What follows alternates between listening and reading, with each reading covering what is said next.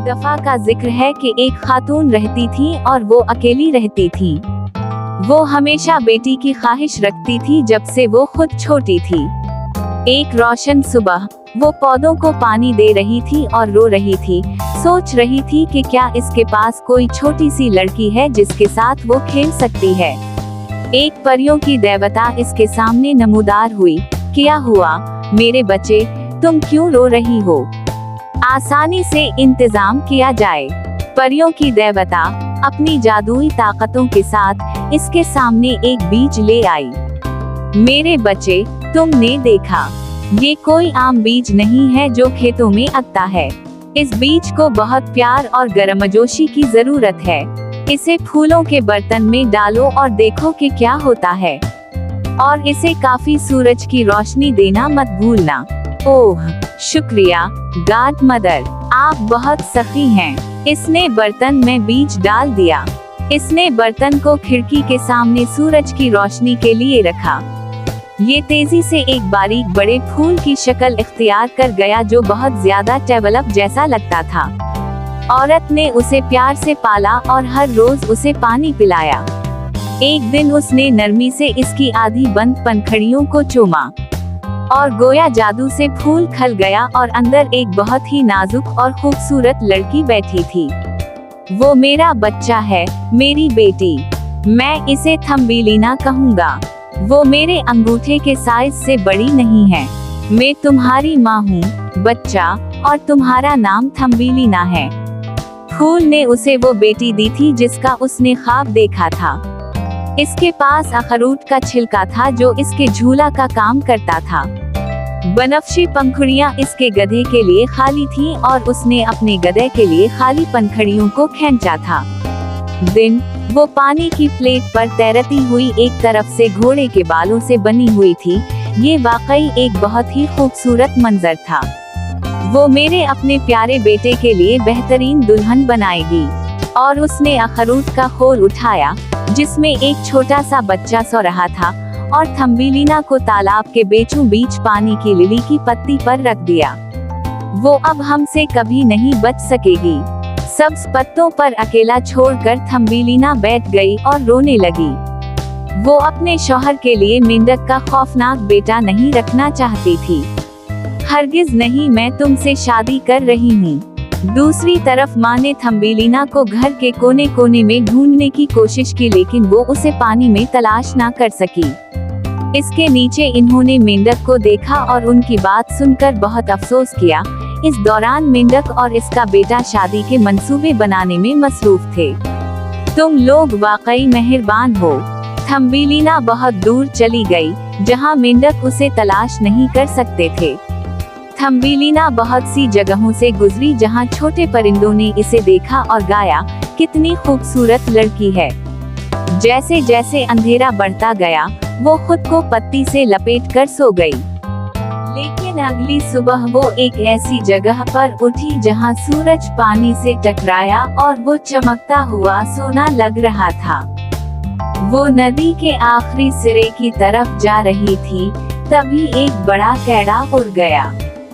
वो कितनी खूबसूरत लड़की है, मुझे इसे बचाना चाहिए। फौरन उसने अपने पंजे इसके गर्द बांधे और उसे दूर दूर तक ले गया। मिस्टर बिग, आप मुझे कहाँ ले जा रहे हैं? मैं तुम्हें अपने घर ले जा रहा हूँ। थोड़ी देर के बाद जब वो कीड़े के घर पहुँचे तो बाकी तमाम कीड़े जो दरख्त में रहते थे देखने आए कि कौन आया है।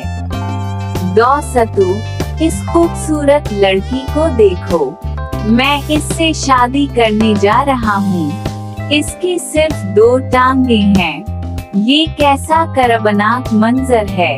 इसको देखो, इसके 2 हाथ हैं। कितनी शर्मनाक बात है। वो इंसान लगती है, कितनी बदसूरत है। मिस्टर बिग उनसे राजी हो गया और आखिरकार गुस्से में उसे जंगल में कहीं छोड़ गया। सर्दियां करीब आ गईं, बर्फ पड़ने लगी और गरीब लड़की सर्दी से कांपने लगी। उसके लिए शदीद सर्दी थी। वो खाना और ठिकाना ढूंढती हुई चल पड़ी। कोर्ट के बड़े दरवाजे के पास पहुंची और जल्द ही वो कोर्ट के दरवाजे पर पहुंची। खटखटाया। बाहर एक खेत का चूहा निकला जो कॉटेज में रहता था। तुम कौन हो, बेचारी छोटी चीज? मैं जंगल में खो गया हूँ। मुझे बहुत सर्दी लग रही है और मेरे पास खाने को कुछ नहीं है। क्या आप मेरी मदद कर सकते हैं? मैं यहाँ अकेली रहती हूँ। आप मेरे घर आकर मेरा डिनर शेयर कर सकते हैं। आप यहाँ गर्म महसूस करेंगे। लेकिन उससे पहले क्या मैं आपका नाम जान सकता हूँ? मैं थम्बेलिना हूँ। थम्बेलिना अंदर आई। कॉटेज गर्म और आरामदेह था, जिसमें अनाज का एक पूरा स्टोर रूम और पेनेट्री के साथ एक बावर्ची खाना था। खाना बांटने और मुझे रहने के लिए गर्म जगह देने के लिए आपका शुक्रिया। खूबसूरत बच्चा, मैं ये कभी नहीं भूलूंगी। मैं तुम्हारी क्या मदद कर सकती हूँ? जल्द ही उसने चूहे और तल को करीब आते देखा और अपना नाम पुकारते हुए कहा, ओह थम्बेलिना, तुम कहाँ हो? थम्बेलिना ने उनकी आवाज सुनते ही चिड़िया से कहा, माउस चाहता है कि मैं मिस्टर मोल से शादी करूं। क्या आप मुझे उनसे दूर कहीं ले जा सकते हैं? मैं तल से शादी नहीं करना चाहता। मेरा एक मंसूबा है। चलो जल्दी से मेरी पीठ पर चढ़ जाओ। अलविदा मिसेस माउस, हर चीज के लिए आपका शुक्रिया। मैं तुमसे प्यार करता हूँ और मैं उसे कभी नहीं भूलूंगा। थम्बेलिना को उड़ते देखकर तल और चूहा चौंक गए। चिड़िया इसे एक फूलों के मैदान में ले गई, जहाँ हर किस्म के फूल और छोटे परिंदे गाते थे। ये बहुत खूबसूरत है। इसे क्या कहते हैं? ये फ्लावर लैंड कहलाता है और मेरे जाने का वक्त हो गया है। शुक्रिया मोहतरमा सप्रू, तुम सबसे बेहतरीन हो। थम्बेलिना बहुत खुश थी। ये मेरा घर है। इन फूलों से बहुत अच्छी खुशबू आती है। जल्द ही उसे अपना असली घर याद आया।